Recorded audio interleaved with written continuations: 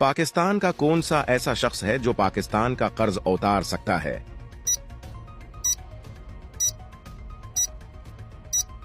सही जवाब है मियां मोहम्मद मंशा। अगला सवाल, एक सर्वे के मुताबिक पाकिस्तानी नौजवानों में कौन सी बीमारी सबसे आम है?